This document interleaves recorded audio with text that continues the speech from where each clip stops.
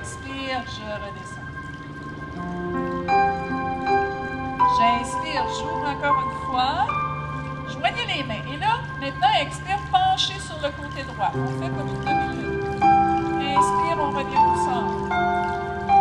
Expire de l'autre côté.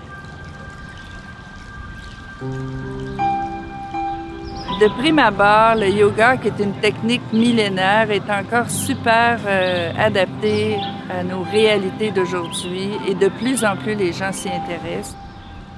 Le yoga, c'est une discipline qui n'importe qui peut pratiquer. Ça peut être adapté à des gens malades, des personnes âgées, des enfants, des hommes, des femmes. Quand tu pratiques le yoga, ça t'amène à aller plus loin dans ta quête. Tu fais pas juste des postures. À un moment donné, le yoga, il prend une présence dans tout ce que tu fais.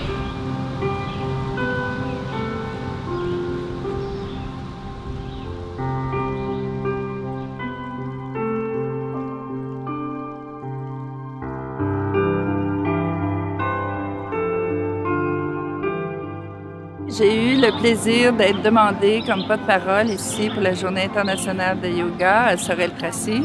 Et on m'a demandé de faire le lien entre le thème, qui est la respiration, et l'alimentation. Alors, dans le yoga, une des premières choses qu'on apprend, c'est à respirer. La respiration consciente, la respiration profonde, respirer par le ventre. On l'a instinctivement en naissant, mais on la perd très rapidement dans nos vies trépidantes et ultra performantes. Au niveau de l'alimentation, respirer, ça aide à mieux digérer, à mieux assimiler et ça aide aussi à mieux manger, à manger moins, à goûter davantage. Respirer nous permet également de mieux éliminer. Et pour que j'élimine bien, il faut aussi qu'à la source, j'ai mangé beaucoup de fibres alimentaires, que j'ai bu de l'eau.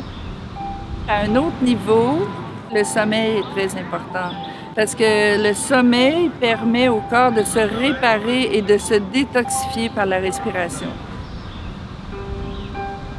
J'ai commencé le yoga par l'insomnie. L'insomnie, c'est ce qui m'a amené à cette pratique plus intense aujourd'hui. De l'hypnose qui m'a ouvert la porte vers la méditation. Tous les jours, on mange, on se lave les dents, on se lave. La méditation, ça prend la même forme. On peut aller chercher un bien-être. Cet outil-là devient de plus en plus puissant pour travailler les états d'anxiété, dans mon cas, de stress, juste pour prendre confiance en soi, juste pour prendre sa place dans tout l'univers dans lequel on vit. Le yoga, c'est une discipline où on se compare pas, il n'y a pas de compétition, on ne veut pas dépasser ses limites.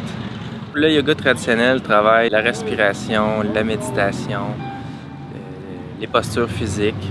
Comme médecin de famille, je crois fermement que la prévention est toujours meilleure que la correction. Donc, prendre soin de soi, prendre du temps pour soi, faire de l'exercice, respirer, bien s'alimenter, tout ça, c'est bien plus puissant que n'importe quel médicament.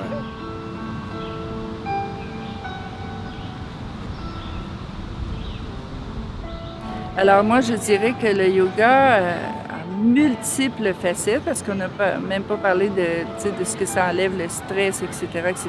Ça assouplit le corps et l'esprit. Parce que quelqu'un qui a l'esprit souple est quelqu'un qui est curieux, qui a le sens de l'écoute, qui est capable de prendre une idée qui n'est pas la sienne.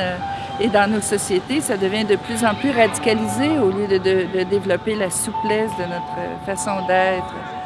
Alors, je crois qu'avec tout cela, on peut dire que le yoga est vraiment un signe d'évolution de notre humanité.